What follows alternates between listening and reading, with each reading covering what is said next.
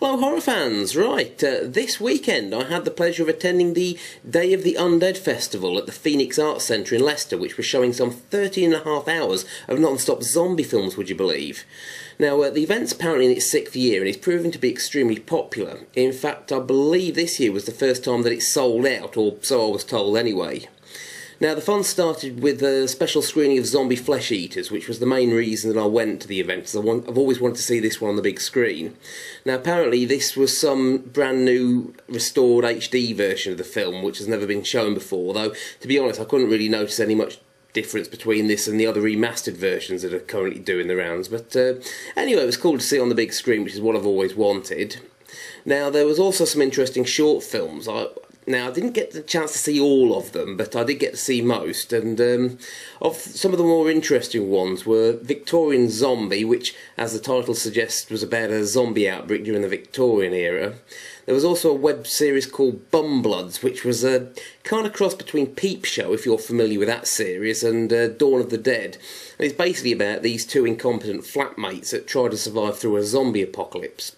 If you look at Bumbloods on YouTube, you can see the episodes for yourself. The audience certainly, really seem to enjoy them anyway, so be sure to check them out. Now, there was also a film called Muralim, I think that's how you pronounce it anyway, which is the Hebrew word for poisoned. Now, this one's apparently the world's first Israeli zombie film, or so they claim anyway, and was basically about some incompetent soldier who can't even fire a gun properly that's trying to survive a zombie outbreak at his barracks. I really enjoyed this one. It was really funny, and it had sort of a Peter Jackson brain-dead bad taste sort of vibe to it. The audience certainly were laughing along to it, so yeah, if you get a chance, check it out. After that, Dominic Blunt came on, who you probably know as being the bloke that plays the vet in Emmerdale Farm. Well, he was there to plug his new film Before Dawn, which he directed and starred in. Now, how to put this? The film is well made, and the audience certainly seemed to like it, but personally I wasn't too keen on it, if I'm going to be honest. I mean, sorry if you're watching this, Dominic, but for me the problem was that it was way too slow. It took ages to get going, plus the lead character kept doing these really stupid things, I thought. I mean, basically it's some guy that takes his wife away for a weekend break at some remote farmhouse, just as a zombie outbreak starts to happen. Now, the zombies in this were the fast-moving 28 Days Later variety, as opposed to the slower George Romero type ones, but the problem for me was there weren't really that many zombies in it. There just seemed to be these really long periods where nothing much was happening. Plus he kept going and doing things that didn't really make any sense. I mean, it's like they've realised something's wrong, they've got no signal on the mobile phone, the wife's starting to feel a bit ill and they think there might be something up with us, so they says, right, well, I think we better get home now and make sure the kids are alright, but, rather than doing that, he decides to put his wife to bed and stay there, which just, made no real sense. Then the power goes out, so he decides to check the garage, to have a look at the fuse box or whatever. Thing is, it's like broad daylight, so what does he do? He opens the garage door, closes it behind him, and then goes poking about in the dark with a torch. Wouldn't it have made more sense just to keep the garage door open and let the sunlight in so we could see what he was doing? I mean, I know he was trying to set the scene up for a scare, but, I just thought, well, no one would do that, so it just seemed silly to me. Anyway, that is just my take on things.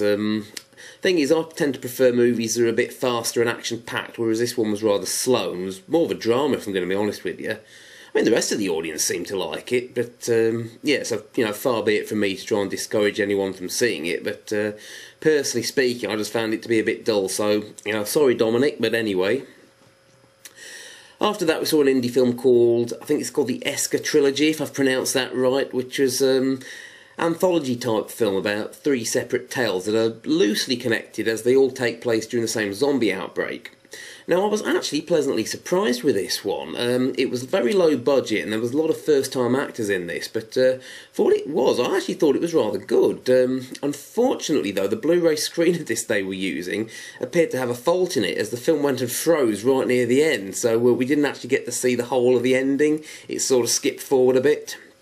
I mean, that must have been very embarrassing for the director and crew who were there to promote this, as they then had to come on stage and explain what was meant to have happened in the film. But, no, aside from that, I mean, I was actually quite impressed. For what it was quite good, and it was certainly more entertaining than the god-awful Zombie Diaries that came out a few years back. So, yeah, that one got the thumbs up from me. However, though, I'd say the highlight of the evening was undoubtedly the movie Gangsters, Guns and Zombies, which is a bit of a weird film to describe. I mean, the director described it as Night of the Living Dead, but set in England instead of America, and in a white transit van instead of a farmhouse. Now, believe me, the film is even more bizarre than what it sounds. The plot in it is basically this group of bank robbers that go on the run just as a zombie outbreak occurs, and they're trying to survive on the road. Now, the audience absolutely loved this one, and they were laughing all the way through. I'm not sure how it will play on home video, of course, because when you're in a cinema full of people who all have the same sense of humour, obviously it's going to be a bit different to watching it at home on your own. But, yeah, overall I loved it, and, I'll definitely give that one a thumbs up. I did actually have the pleasure of meeting the director of this afterwards, who seemed overjoyed that people were all laughing in the right places, and again, I felt it was actually the best new film at the festival, and I would definitely recommend seeing this one when it comes out. I believe it's actually being released by Lionsgate UK here in January, I think, so yeah, when that comes out, I'd definitely advise checking it out. If you've seen Cockneys Vs Zombies, then you should enjoy this. It's got a similar sort of vibe to it. And speaking of which, Cockneys Vs Zombies was actually the last film of the festival, which screened immediately afterwards. Now, that one's been out on UK disc for a while, so you should be familiar with it, but for those who aren't, I'll just quickly go over it. It's basically about a bunch of bungling bank robbers that end up having to rescue their relatives and friends from this old folks' home after a zombie outbreak occurs in the East End of London. Now, what's good about it is it features quite a well-known cast of elderly British TV actors, and it was really quite fun seeing these old guys fighting off these zombies with automatic weapons. This one also highlights the point I made earlier about how films seem to be more fun when you see them at the cinema with an audience. I'd already got this on disc, but seeing as it was in a cinema with other folk, made it more fun. So if you haven't seen that one yet, then you really should do. I, really did enjoy it and would really recommend it to you.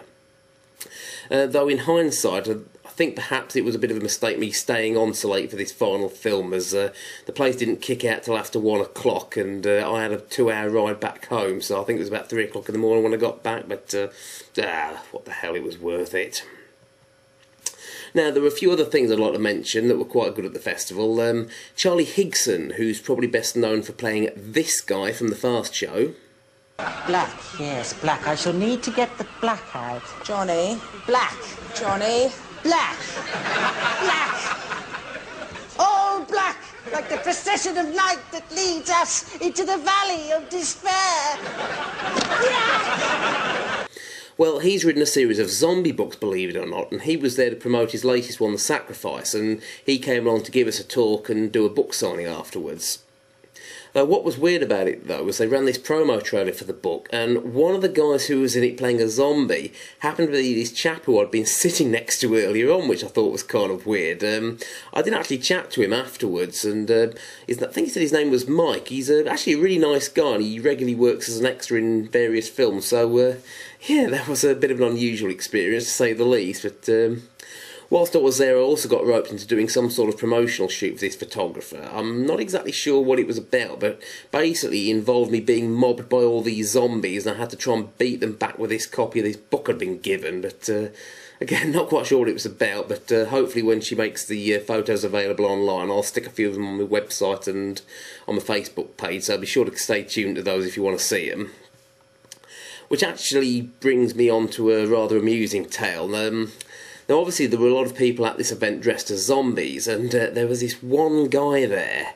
He had what looked like this scaffolding pole stuck through him. The thing was, though, I don't think he'd really thought about how he was going to sit down with this thing running through him, as he had terrible trouble, in the cinema when he was trying to watch the films, and I dread to think how he managed to use the urinals for that matter, but anyway, then, of course, he was walking around the event with this thing stuck out of him, and he was banging into everything and everyone, and he sort of became affectionately known as that cunt with the pole through him, but his suffering for his art definitely paid off for him, as he actually won the first prize for the best zombie costume, so it looks like he had the last laugh in the end.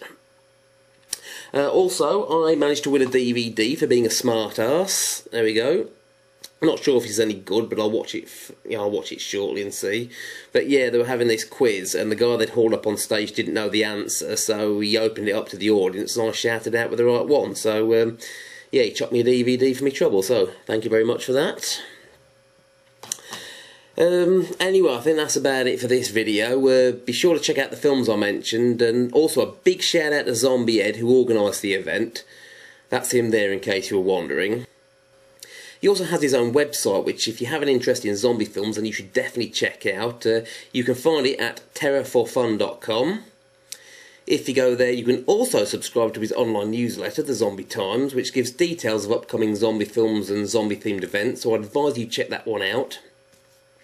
Now, if you're viewing this on YouTube and not some other site, then I'll post links to all these in the bar below there, so be sure to check them out. But anyway, that's it for now. Thanks for watching. As always, please rate, comment and subscribe, and stay tuned for more videos soon. Okay. Back. So, Back. ready? I have the power of Go, the book. guys. You Back. need to surround them all the way round and eat them.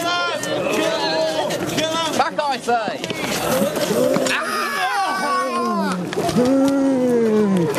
Hope you brushed your teeth.